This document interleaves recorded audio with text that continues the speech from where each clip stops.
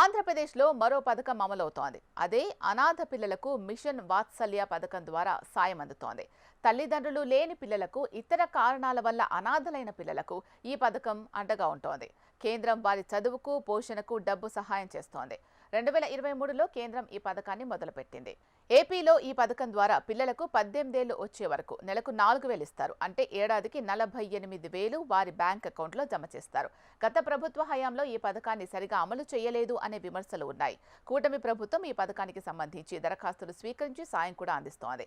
Machine వాత్సల్య పథకానికి తల్లిదండ్రులు లేని అనాథ పిల్లలు, తల్లి లేదా తండ్రిని కోల్పోయి బంధువుల దగ్గర ఉంటున్న పిల్లలు, ప్రకృతి వైపరీత్యాల వల్ల నష్టపోయిన పిల్లలు, అక్రమ రవాణాకు గురైన పిల్లలు, యాసిడ్ దాడుల బాధితులు, వితంతువులు లేదా విడాకులు తీసుకున్న తల్లిదండ్రుల పిల్లలు, ప్రాణాంతక వ్యాధులతో బాధపడుతున్న తల్లిదండ్రుల పిల్లలు, పోషించడానికి డబ్బులు లేని తల్లిదండ్రుల పిల్లలు, బాలల న్యాయ చట్టం 2015 ప్రకారం సంరక్షణ అవసరమైన పిల్లలు, బాల కార్మికులు, బాల్య వివాహాలు జరిగిన పిల్లలు, హెచ్ఐవి ఉన్న పిల్లలు, వికలాంగులు, తప్పిపోయిన పిల్లలు, వీధుల్లో నివసిస్తున్న పిల్లలు, హింసకు గురైన పిల్లలు, అనాథాశ్రమాల్లో ఉంటున్న పిల్లలు అర్హులు.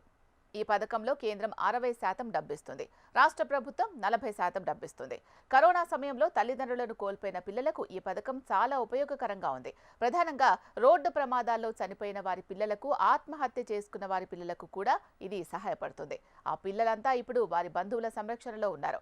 2024 ఏప్రిల్ నుంచి సెప్టెంబర్ వరకు నెలకు 4,000 రూపాయల చొప్పున వారి ఖాతాలో వేస్తారు. అలాగే ఈ ఏడాది ఫిబ్రవరి 5న ఒకసారి, ఆ తర్వాత ఈ నెల 5న మరోసారి డబ్బులు జమ చేశారు. ఇంకా అర్హులైన వారి వివరాలు కూడా ప్రభుత్వం ఆమోదించింది.